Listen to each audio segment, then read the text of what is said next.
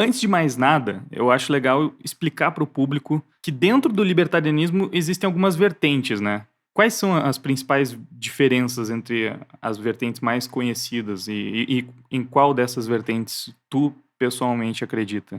Bem, o libertarianismo ele é até uma vertente de uma outra coisa, que seria o anarcocapitalismo, né? Tu tem os ANCAPs, que eles se subdividem em utilitaristas, ANCAPs por questões, sei lá, religiosas, se for o caso, e tem os libertários. A diferença entre os utilitaristas e os libertários, que são os dois grupos, digamos assim, principais, é que os utilitaristas fazem na ideia que o fim justifica os meios e o melhor fim seria o anarcocapitalismo, que é uma sociedade de leis privadas fundamentada na lei de propriedade privada.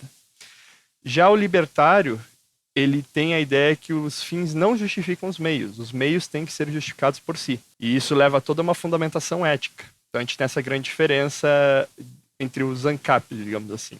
Lembrando que minarquista não é ANCAP, né? A minarquista é um tipo de liberal. Daí dentro do libertarianismo, existem várias, digamos assim, escolas de pensamento dentro dela, mas não grandes escolas, só tipo uma formalizaçãozinha que a gente faz, como por exemplo o pessoal que defende o PNA. O pessoal já provavelmente escutou o PNA, que são os Rothbardianos, né, pelo autor Murray Rothbard, que fez Acho o que é PNA. legal tu explicar, porque talvez tenha pessoas que realmente não entendem nada, né? Que é o princípio da não agressão, né? Quando for. Sim, sim. Explica com mais detalhes aí, se possível. No caso, o PNA é uma tentativa de tu achar uma norma pelo qual, se todo mundo seguir, não vai existir conflitos. Então, todos os meios que as pessoas usam para suas ações vão ficar ordenados, independente do fim. Então, independente do que tu queira, se tu seguir essa norma, a ideia seria essa, tu não vai conseguir entrar em conflito, não vai prejudicar o próximo e tudo mais, né? Daí a ideia do princípio da não agressão, que o Rothbard tinha, é que todas as culturas humanas, elas tinham um princípio fundamental comum. E ele começou a analisar e chegou mais ou menos nessa conclusão, que a única forma de tu conseguir chegar nesse princípio fundamental comum era reconhecendo a não agressão, porque ela era, digamos assim, a base de qualquer norma. Existem vários críticos do PNA, eu sou um deles, eu digo que o PNA não é um princípio, porque a não agressão é definida por outra coisa, que é a propriedade privada, então não tem como ser o princípio, não é primeiro, que é a primeira propriedade privada. Existe também, dentro dos libertários, tem os hopianos, que são um pessoal que segue a ética argumentativa hopiana, que eu tenho um vídeo no canal sobre isso, que eu acho que eu não preciso entrar em tanto detalhe nessa chamada aqui, porque senão ia ser muita coisa, mas de Mas dá maneira pra geral... explicar, dá pra Sim, explicar meio superficialmente, né? O que num é. apanhado é que veio do aluno do Hofbauer, que é o Hans Hermann Hoppe, que ele resolveu fazer um argumento diferente, partindo de primeiros princípios, no qual ele consegue demonstrar que é uma característica da argumentação que as pessoas reconheçam propriedade. Então, tentar dizer que a propriedade é inválida ou não faz sentido o direito de propriedade seria uma contradição da própria performance de tentar falar isso. É tipo, eu vim aqui dizer que eu não existo. É uma condição necessária eu existir para eu falar isso. A mesma coisa poderia ser, então, se eu estivesse argumentando falando, você não tem direito de propriedade.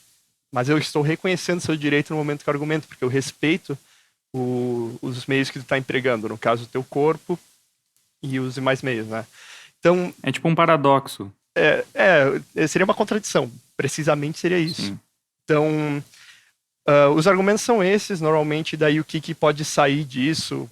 Tem mais, digamos assim, outras escolas, digamos assim, outras linhas de pensamento surgindo, algumas dentro do próprio Hoppe, né? Tipo, como por exemplo, um dos autores, o Kinsella, que fala do Stoppel, que eu também abordo no canal, né? E tem linhas que estão fora dele, que é, por exemplo, o PNA, que o pessoal vê que é mais ou menos uma evolução, mas tem gente que não aceita a ética argumentativa e prefere o PNA. Né? E tem gente até que está dentro da escola austríaca de economia, que é basicamente a base que o pessoal utiliza para depreender o libertarianismo, e outros libertários que são, digamos assim, contra o Hans Hermann Hoppe, mas a minha visão, eles estão errados. Mas no final, assim, no frigir dos ovos, não faz muita diferença. O pessoal ainda defende propriedade privada.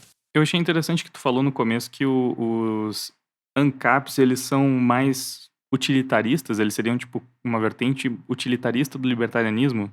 Não. O libertário é um tipo de ANCAP. É que o ANCAP é o quê?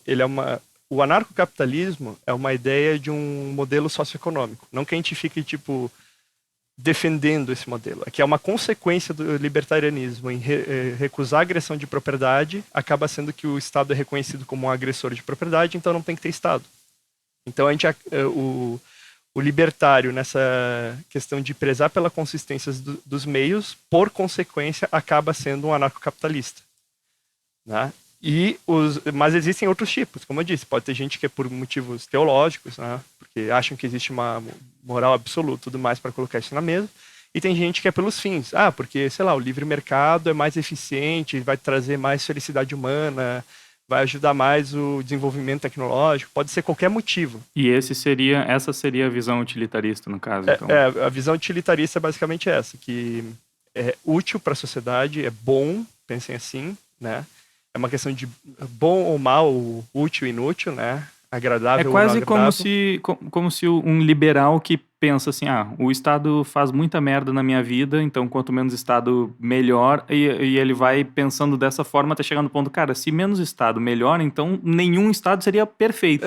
Seria top. O cara mais ou menos chega nisso. Isso é um caminho meio que natural para quem está se tornando... para quem está, digamos, trilhando o libertarianismo. Normalmente começa com uma pessoa que não sabe de muita questão política, começa a estudar, ou tem até uma mentalidade, até que ele começa a ver que o Estado, tudo que ele toca, ele estraga, né? Ele piora tudo. E daí tem pontos que tu acha que ele não faz, até que tu começa a estudar e tu vê que ele ferrou lá num cantinho, e isso foi causando um efeito cascata na cadeia de produção de alguma coisa. Existem vários exemplos, até queimada de reserva florestal é por conta do Estado, porque queimadas é um processo natural, como o Estado não deixa que a própria floresta queime por si só, ele começa a acumular, por exemplo, matéria seca na floresta. E daí quando essa matéria seca começa a queimar mesmo, tu basicamente tem o equivalente de jogar um monte de combustível no solo da floresta, porque madeira que está viva, né, molhada assim, ela não queima com tanta facilidade. E muitas árvores até usam o fogo como parte do ciclo de renovação das florestas, né? Isso é só um detalhe, assim, é só um argumento, mas muitas pessoas falam tipo, queimou uma floresta, viu? Culpa do mercado. Culpa do mercado por quê? Isso aí foi causado pelo Estado. Da mesma forma que existem vários outros aspectos que você vai vendo. Então, à medida que você vai descobrindo isso, a pessoa começa a tender para um liberalismo, que eu chamo de liberalismo transitório. É uma nomenclatura minha. Por quê? Porque tem muito liberal que é convicto. O cara é liberal mesmo, acabou, ele não vai sair dali. Mas tem muita gente que tá tipo...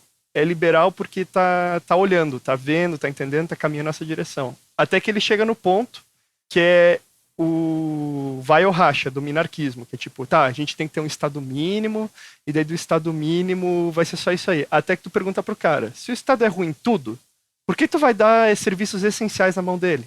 O cara, pior, né? Então o Estado é ruim pra tudo. O cara vira meio que utilitarista, a gente não precisa do Estado pra nada. O minarquista, que a gente só falou de nome, mas seriam aquelas pessoas os liberais que defendem que na mão do Estado deveria ficar só a segurança e a justiça, né?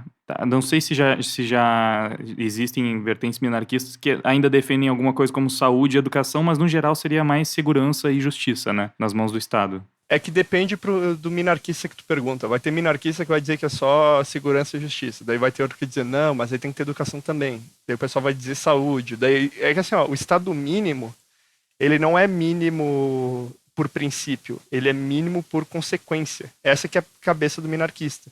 Não é que tipo, o Estado só tem que fazer essas duas coisinhas aqui porque é o mínimo. Né? Porque se a gente fosse considerar o mínimo por Estado existir, o Estado só tem que te taxar. Né? Te taxar e tomar a decisão final.